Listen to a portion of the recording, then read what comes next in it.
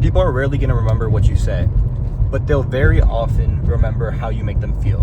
And this applies to strangers as well.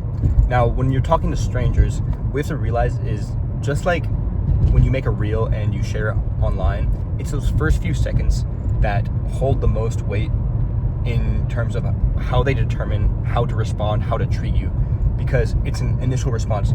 Oh, there's a stranger. What are they going to say to me? How do I respond to it?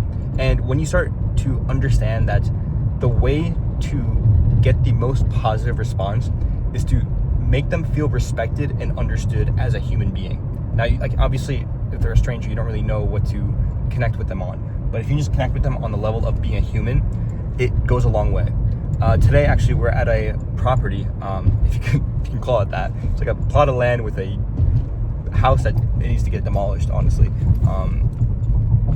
I don't know if it's salvageable. But anyways, we were outside and trying to get in because you just shit stacked all the way to the door and like basically blocking it out.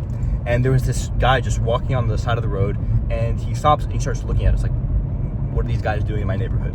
And I mean, like, we're younger, like me and Jack were like 21, 22. And so, I mean, who knows what he was thinking? So what we decided to do is just kind of walk up to him and be like, hey, what's up? And kind of just explain to him, tell him what we're doing. And then also what I did was like loop him in, be like, okay, do you live around here? Oh yeah, I live down the street here. How long has this property looked like this for? He said it was like 1 or 2 years. And then I asked him, like, if this was your decision, what would you want the land to look like? And he said probably put like a couple houses, maybe 3 houses if you can fit them there. It's like, oh, that's exactly what our investors are looking to do. And instantly you could like visibly see him like calm down and not feel stressed or like he had to be suspicious of us for any reason. And after that, I mean, we just talked to him for a bit, asked him his name, gave him ours, and he went on his way and we went on ours.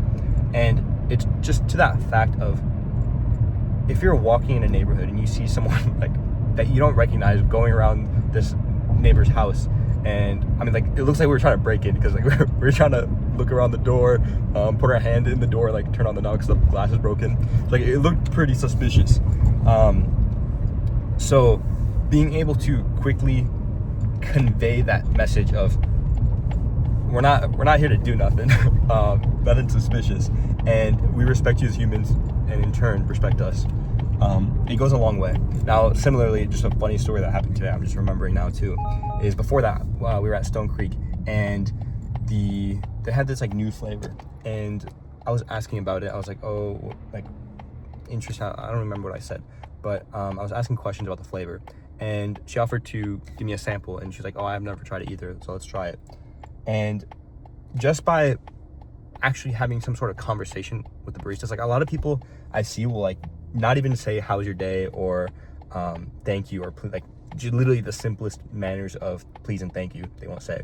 But even a step after that, like, very few people actually have a conversation with people in service, and especially like hostesses, baristas, waitresses, waiters, hotel, what are they called, the guys that help bring your bags up. Like, very few people will actually have conversations with these people, and it's kind of crazy to think that you're just interacting with these people without actually interacting with them. So just, I mean, next time you find yourself in a position where, whether you're like ordering some food or you're getting a barista, and like I caught myself doing this sometimes as well, like where I won't actually have a conversation with them. I'll just be like, oh, can I get this please, thank you, all right, done, and move on with my day. And most people are like that. But just make an effort to actually exist and be there and have a real conversation with these people, because again, they're actual people, they're human beings just like me and you. So just by doing that, I mean, I got a free like sample out of it, so it works out in the end. And don't do it for that, but like, just do it because you're human, and as a human you would want the same for you. I mean, obviously there's some people you can tell like they don't want to interact, you just leave them alone, but just figuring out the vibe, I guess. I don't know if that's how it says. Anyways, the point of this video is, whether it's a stranger or not, people will remember how you make them feel. They won't necessarily remember what you say in the time, but if you make them feel good or if you give them a laugh, they'll come home that day, maybe or maybe not. They'll remember, oh, there was this guy that made me laugh, or there's this girl that made me laugh.